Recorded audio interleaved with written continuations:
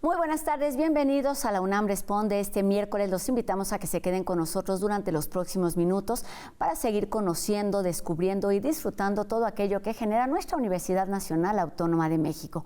Hoy en la entrevista platicaremos sobre fibrosis pulmonar y hepática a propósito de una investigación en el Instituto de Investigaciones Biomédicas de nuestra universidad, y como cada miércoles les tenemos información de tecnología con Dani Quino. Hablaremos también sobre el Museo de las Constituciones de nuestra Casa de Estudios y terminaremos con información del espacio y su relación con estudiantes universitarios. Acompáñanos.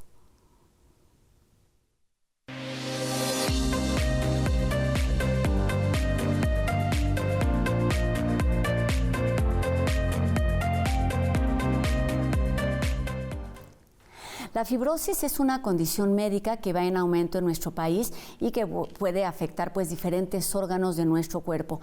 Sobre las causas, las características y también las alternativas de tratamiento de este padecimiento que repercute en la calidad de vida de las personas, y también hablaremos de sus efectos en términos de salud pública. Nos acompaña esta tarde el doctor Alfredo Rodríguez Gómez, quien es investigador del Instituto de Investigaciones Biomédicas de nuestra universidad. Doctor, bienvenido. Hola, buenas tardes. Alfredo, pues tienes poco tiempo, nos decías, de estar en la universidad y tiene que ver con un grupo de trabajo que tiene relación con lo que ocurre en los laboratorios, pero también con la práctica médica. Cuéntanos un poquito cómo está conformado este grupo de trabajo, para empezar. Sí, bueno, yo trabajo, como dices, para el Instituto de Investigaciones Biomédicas de la UNAM. Arrancamos un laboratorio nuevo hace aproximadamente 3 años. Okay. Trabajamos en consorcio con el Instituto Nacional de Pediatría.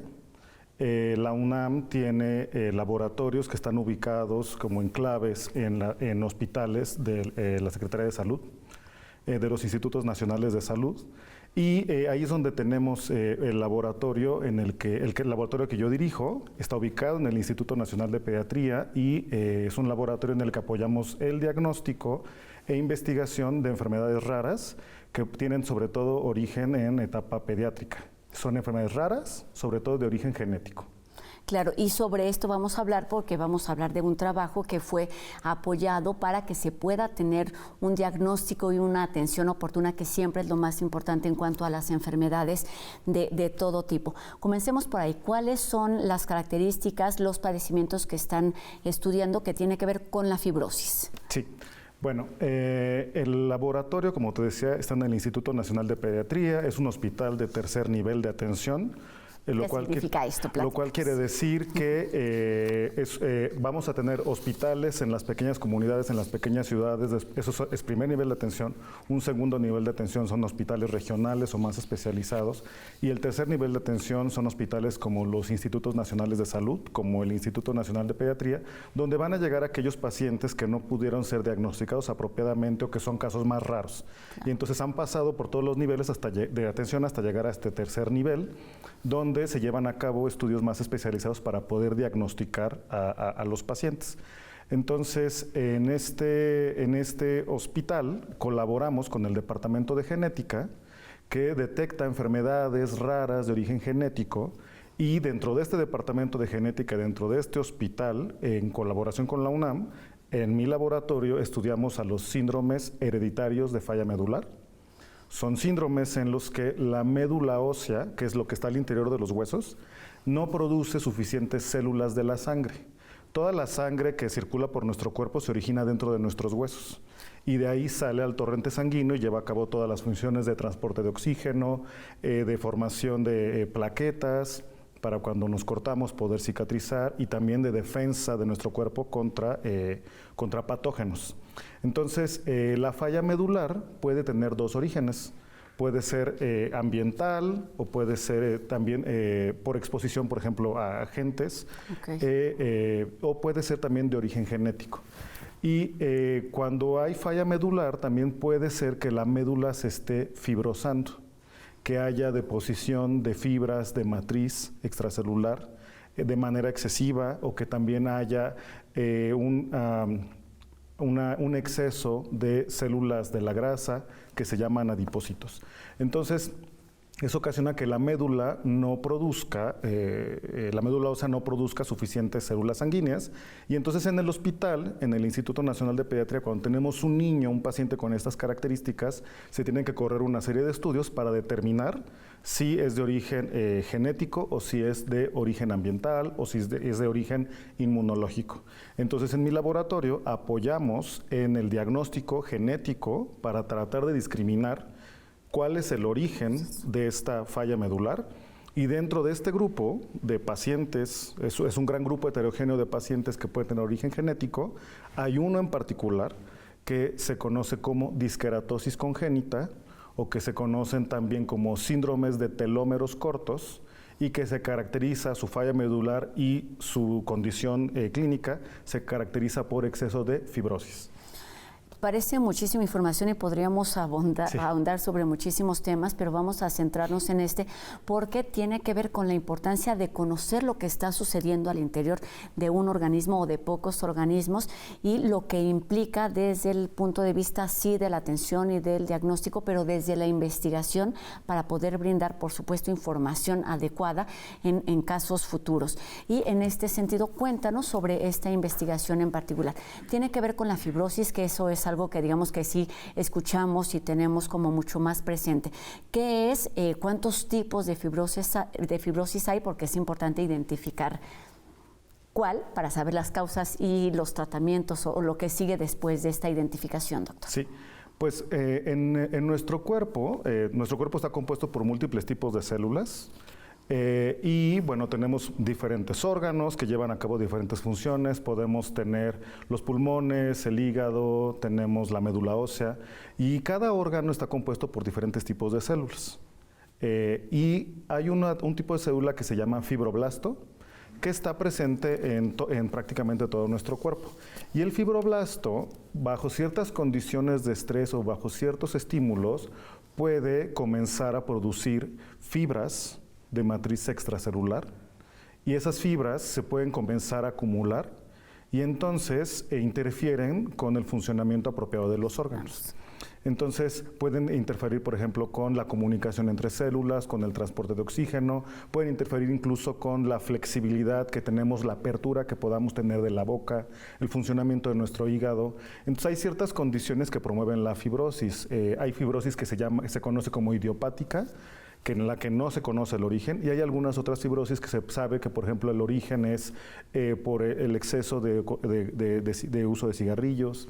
También en el hígado también podemos tener la cirrosis acompañada por fibrosis, y eso es por exceso de consumo de alcohol.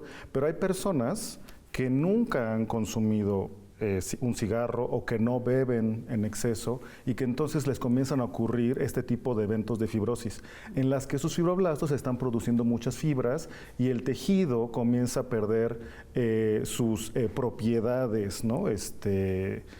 Se va volviendo como más rígido, lleno de fibras, y no hay un aporte apropiado de nutrientes. Y hay, digamos, un desequilibrio dentro del organismo por estas alteraciones que suceden en un solo órgano. Mencionaba al principio de la entrevista que van en aumento, y es que ya no sé si eso es correcto, más bien que se hace cada vez más investigación para saber qué está pasando en los organismos. ¿Qué hay del diagnóstico de este tipo de padecimientos o de condiciones, doctor? Pues el diagnóstico sobre todo es por imagen. Por ejemplo, si hablamos de fibrosis pulmonar, una persona que está comenzando a tener problemas respiratorios va al hospital, y entonces pueden hacer imagen, una tomografía, y entonces ahí pueden detectar que comienzan a haber eventos de fibrosis. Después pueden tomar una biopsia, y en esa biopsia pueden analizar y también van a detectar que efectivamente está ocurriendo fibrosis, y pueden detectar tipos celulares, ¿no? Pueden detectar a los fibroblastos, pueden detectar incluso células del sistema inmune como los macrófagos, que pueden estar activando a los fibroblastos. Entonces, esa es la manera de llegar al diagnóstico, ¿no? Por imagen, patológico, al analizar las biopsias. Pero en México, algo muy importante es que nos hace falta más diagnóstico molecular. Porque tú puedes tener una persona que tiene ya estos eventos de fibrosis, o también en médula ósea o en hígado, pero te quedas sin saber si es idiopático, si el origen es desconocido, si es genético, y a veces puedes saber que la persona fumaba mucho, entonces lo puedes adjudicar al comportamiento, ¿no? A los hábitos. pero nos falta, ¿no? Y esto es diagnóstico. necesario, digamos, para tener un tratamiento adecuado. Sí, sí. Y tiene que ver con el trabajo que han hecho en este laboratorio, porque acaban de recibir 2 reconocimientos importantes a nivel nacional que se traduce, digamos, en apoyos para brindar más atención. Cuéntanos Sí. de este gran paso, Sí. o de estos 2 grandes pasos. Sí. Pues bueno, la fibrosis puede aparecer de manera aislada en algún tejido, ¿no? Pero puedes tener personas en las que hay eventos de fibrosis en varios órganos de manera simultánea, y eso es raro. Eso te indica que debe de haber algo genético subyaciéndolo. Entonces, en México, hasta donde yo tengo entendido, no existen las herramientas diagnósticas para discriminar si eso es genético o no. Entonces, un ensayo relativamente rápido de saber si esta persona, tú tienes esta persona, la detectaste que tiene fibrosis, quieres saber, lo más seguro es que esa fibrosis sea o idiopática o tenga un origen genético. La manera más rápida de saber si es genético es midiendo sus telómeros. Los telómeros son secuencias que están en los extremos de los cromosomas. Ya ves que nos dibujan al cromosoma claro. siempre como un tache. Sí. Entonces, si imaginamos las uñas, que son los extremos, serían estos telómeros de los que te hablo. Están justo en los extremos. Entonces, esos telómeros, con la edad, se van acortando. A todos se nos acortan de manera natural. Cuando somos bebés, esos telómeros miden 8,000 pares de bases de longitud. Cuando somos adultos jóvenes, ya miden alrededor de 3,000. Cuando somos ancianos, miden alrededor de 1,500. Entonces, hay una curva. Una disminución importante. Más bien así, una disminución importante con la edad es normal, y eso acompaña el envejecimiento. Los telómeros incluso se les conoce como el reloj que mide el envejecimiento de las personas. Entonces, podemos tener, conforme vamos envejeciendo, los telómeros se hacen más cortos. Y existen enfermedades que se llaman de acortamiento telomérico, en las que esos telómeros están muy cortitos, mucho más cortos que lo que se espera para la edad del paciente o de la persona. Entonces, la curva normal, tú la puedes dividir en percentilas, que van del 1 al 100. Entonces, cuando tú tienes una persona que tiene los telómeros por debajo de la percentila 10 o de la percentila 1, tú sospechas que esa persona tiene telómeros cortos, que tiene un desorden de la biología de los telómeros, y entonces lo más seguro es que sea de origen genético. Entonces, y es importantísimo tener este diagnóstico, tener la información certera, que es justo lo que va a ocurrir con estos 2 apoyos, doctor. Cuéntanos, para ir terminando la entrevista, por qué es importante y cómo se canaliza esta investigación que realizan a lo largo de mucho tiempo, tanto en el laboratorio como en el hospital, para retribuir a esos mismos pacientes. Exactamente. Bueno, justamente, como te decía, en México no existe esta curva de distribución normal, ¿no? Del acortamiento normal de los telómeros. Entonces, como eso no existe, escribimos un grant que lo sometimos a la Sociedad Americana de Hematología, que es la ASH, American Society of Hematology, proponiendo establecer la curva telomérica normal de la población mexicana. Entonces vamos a reclutar individuos, donadores de todo el país para tener la representación de todo el país, y después de tener esta curva que se conoce como nomograma, vamos a comenzar a medir los telómeros de todos nuestros pacientes que sospechamos que tienen una enfermedad genética, y que pueden ser pacientes con fibrosis pulmonar, cirrosis hepática criptogénica, falla medular que puede estar asociada a fibrosis, y también ciertos tipos de cáncer. Cáncer de cabeza y cuello, que son tumores que aparecen en la boca, en la orofaringe, y que también pueden ser tumores anogenitales. Entonces, estas personas se les hace un examen de la probable origen genético y familiar de su enfermedad, y les vamos a poder medir los telómeros. Estamos colaborando en esto con el NIH de Estados Unidos y también con la Universidad de Sao Paulo para poder montar la técnica diagnóstica en nuestro país. Y el otro grant que también obtuvimos, que nos acaban de anunciar también, es de otra fundación que se llama el $1 Million Bike Ride, que está coordinado por la Universidad de Pensilvania. Es un grant para estudiar la fibrosis como tal.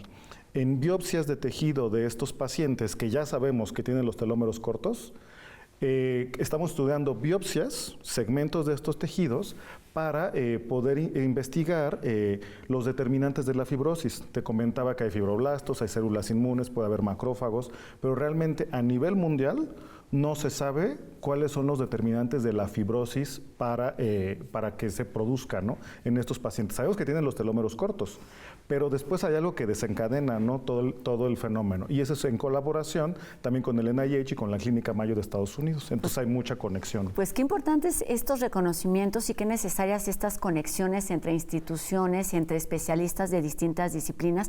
Y para terminar, no puedo más que preguntarte, ¿qué sigue? Es decir, ¿cuáles son las nuevas preguntas que van surgiendo? Porque justo eso es lo que detona investigaciones de este tipo, proyectos de este tipo y resultados que en corto o en largo plazo tendrán beneficios a la sociedad en general y a los pacientes en particular. Pues de entrada, como te decía, no conocemos la longitud telomérica estándar del mexicano, ¿no? Entonces vamos a poder saber si nosotros tenemos los telómeros, digamos, más cortos que otras poblaciones y que eso indique nuestros procesos de envejecimiento, nuestras predisposiciones a ciertos tipos de enfermedades. Entonces eso va a tener un impacto a nivel nacional. Por otro lado, ya detectando estos pacientes con estas enfermedades de telómeros cortos, ya los puedes ir siguiendo desde pequeños. Entonces puedes estar muy al pendiente de hacerles estudios para ver cómo está su función pulmonar, cómo está su hígado, si requieren ya un tratamiento en particular. Y luego, en el otro proyecto en el que estamos estudiando la fibrosis dentro del tejido, vamos a poder proponer estrategias terapéuticas. Por ejemplo, es muy interesante, los macrófagos pueden estimular al fibroblasto para que produzca fibras y eso genera la fibrosis, pero los puedes reprogramar para que entonces comiencen a comerse las fibras que ellos mismos llegaron a generar. Y que están sobrando, digamos. Y que están sobrando. Entonces eso es perspectiva futuro, ¿no? Esos son potenciales blancos terapéuticos y esos son líneas de investigación y a partir de estudiar estas enfermedades raras, puedes proponer estrategias que eventualmente pueden servir para otras personas, ¿no? Que su fibrosis tiene otro origen, ¿no?, ambiental o por sus hábitos. Claro, lo que sí es importantísimo destacar es que es necesario este tipo de investigación con respecto a casos poco frecuentes, porque eso va detonando efectivamente la atención de esos pacientes, pero además investigación y qué necesaria además estos vínculos entre instituciones. Pues que sigan las colaboraciones, estemos atentos de esta investigación o estos avances en cuanto al diagnóstico y descubrimiento de lo que sucede con la genética mexicana. Doctor Alfredo Rodríguez Gómez, investigador del Instituto de Investigaciones Biomédicas de nuestra universidad. Gracias. Gracias, Rosa. Gracias, buenas tardes. Y ahora, como les decía, nos vamos al MUCO, que nos invita a descubrir qué significa hoy la primera Constitución de 1824. Esto a través del coloquio nacional titulado El primer constitucionalismo local en México, 1824-1827. Y es que el día de mañana, jueves 30 de enero a las 5 de la tarde, diferentes especialistas analizarán cómo es que los 19 estados fundacionales crearon sus primeras constituciones y cuál fue el impacto en la construcción de la República Federal. Esta conferencia forma parte de los 200 años de la Constitución, que busca explorar temas como la división de poderes, las formas de gobierno y las diferencias entre los estados. La entrada es gratuita y recuerden que pueden consultar todos los detalles en las redes sociales del Museo de las Constituciones de nuestra Universidad Nacional Autónoma de México. El uso del litio como alternativa de energía renovable ha llevado a Dani Quino a explorar los ámbitos de la minería para compartirnos información relevante sobre la extracción y el reciclaje de este mineral. Los detalles en No Memes.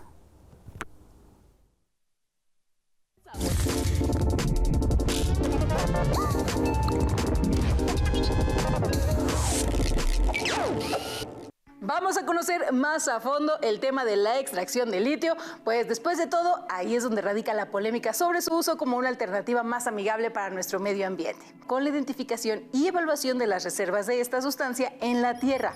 Una vez encontrada una fuente viable, se utiliza la minería para extraer, pues, el mineral. La forma más común de extracción de litio es la llamada minería a cielo abierto, en la que se retira la capa superior del suelo para acceder a las capas subterráneas que lo contienen. Otra forma de extracción es la minería subterránea, donde se excava y se extrae el mineral desde debajo de la superficie. Una vez extraído, el litio debe ser procesado para separarlo de otros minerales y lograr una concentración del 99.5%. Finalmente, el litio es refinado y purificado antes de ser utilizado en la fabricación de baterías y otros productos. La buena noticia es que, aunque ahora la extracción de litio puede tener un impacto ambiental significativo, cada vez son más frecuentes las prácticas sostenibles para su obtención.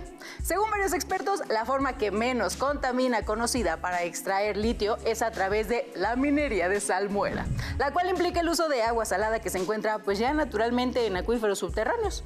El proceso se lleva a cabo mediante la perforación de pozos en las salmueras y la colocación de bombas para llevar el líquido a la superficie. A continuación se deja evaporar la salmuera al aire libre en piscinas para que pues el litio se concentre y se pueda recuperar. Otra forma de extracción menos ruda para el planeta es la minería de roca dura. Esta usa la extracción de minerales de litio a través de la excavación de superficie y túneles muy subterráneos. Aunque eso sí, este proceso puede tener un impacto ambiental que todavía resulta muy considerable debido a la cantidad de agua y energías necesarias. Pero ya se están implementando prácticas y tecnologías innovadoras para reducir su huella de carbono. El litio es hoy tan importante que muchos lo comparan con el petróleo, nuestra fuente de energía durante montones de años. Es por esta razón por la que hay muchísimos proyectos que buscan la forma de extraerlo sin dañar el medio ambiente. Claro que el reciclaje de litio también es fundamental para considerarlo como la energía del futuro. El proceso de reciclaje de baterías de litio implica varios pasos, incluyendo la recolección, el transporte, la desmantelación y la recuperación de los materiales valiosos. En primer lugar, las baterías de litio usadas deben ser recolectadas y transportadas a instalaciones de reciclaje especializadas. Para eso existen varios establecimientos que implementan pequeños centros de reciclaje en donde las baterías son desmanteladas, lo que implica la eliminación de la carcasa externa, la separación de los electrodos y la eliminación de otros materiales no esenciales. El proceso de recuperación incluye la separación química y la purificación de las baterías. Una vez desmontada, se procede a triturar lo que queda y de ahí se recuperan los materiales valiosos como el cobalto, litio y níquel. ¿Tú conoces algún centro de reciclaje cercano? Y en otro tema, el regreso de Donald Trump ha generado toda clase de polémicas y esta tarde Jacobo Dayan nos invita a reflexionar sobre la libertad, las redes sociales y las ideologías fascistas.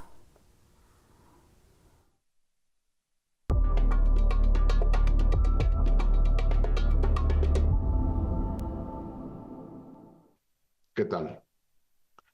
Pues nos encontramos de lleno en la era Trump.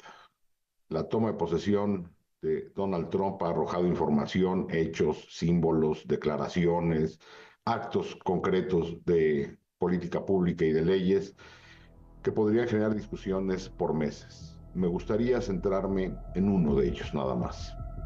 En un acto de celebración por la toma de posesión de Donald Trump, el propietario de la plataforma X, el multimillonario Elon Musk, realizó un par de saludos nazis. Muchos han tratado de matizar y decir que no se trató de un saludo nazi. Basta haber seguido de cerca la trayectoria del personaje para saber que su ideología se encuentra cercana a este proyecto político de ultraderecha, fascista, neonazista. Lleva años impulsando a partidos europeos de ultraderecha, particularmente al partido neonazi alemán Alternativa para Alemania. A partir de estos hechos y ya de tiempo atrás, unas semanas atrás, 60 universidades alemanas han decidido abandonar la plataforma X. Igualmente lo ha hecho el medio de comunicación británico The Guardian y el medio francés Le Monde. El algoritmo de la plataforma X ahora privilegia desde hace meses, privilegia los mensajes de la ultraderecha mientras minimiza el resto. Permanecer en X es de alguna manera normalizar el fascismo. Me parece que son tiempos de tomar postura, de tomar decisiones, más allá del alcance que puedan tener los posteos en una red social como X. Repito, permanecer ahí es normalizar y convalidar el fascismo. Hay más redes sociales que también están tomando decisiones de ya no validar información, como es Facebook e Instagram. Son tiempos de tomar decisiones. Permanecer en X es normalizar el fascismo. Muchas gracias.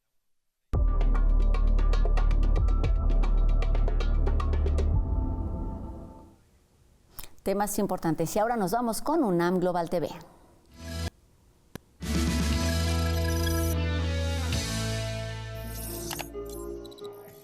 Oscar Romeo 4 India Sierra Sierra, this is India Kilo 1 Sierra Lima Delta Telebridge Ground Station, over. Fue así como 300 estudiantes hicieron contacto con el espacio. Cada año, en el mundo, solo unas 80 escuelas pueden establecer este tipo de comunicación radial.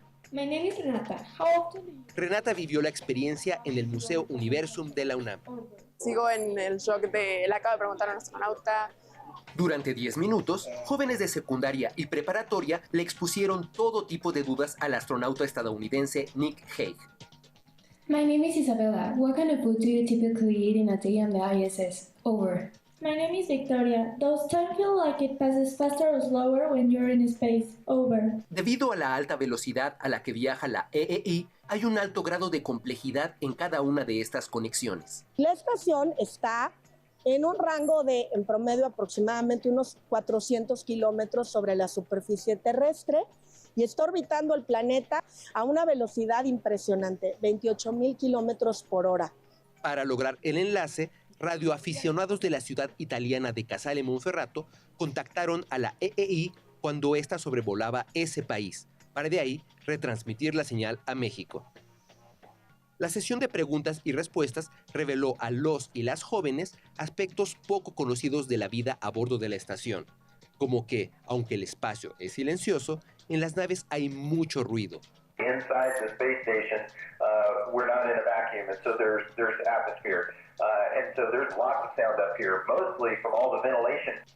O que debido a la falta de gravedad, un vaso de agua basta para sentirse con el estómago lleno. You drink a cup of water, it goes into your stomach, but then it floats inside of your stomach. A la fecha, poco más de 1,000 escuelas de todo el mundo han participado de esta experiencia y el Colegio Vermont, incorporado a la UNAM, es la cuarta de México. Haber tenido la oportunidad para poder hablar con un astronauta puede sembrar a la gente una opción de carrera. Tras 10 minutos, la EEI quedó fuera del alcance de la señal de radio. Pero pese a lo breve del encuentro, esta es una experiencia que los jóvenes llevarán consigo de por vida y algo que, desde sus asientos, agradecieron a todo pulmón.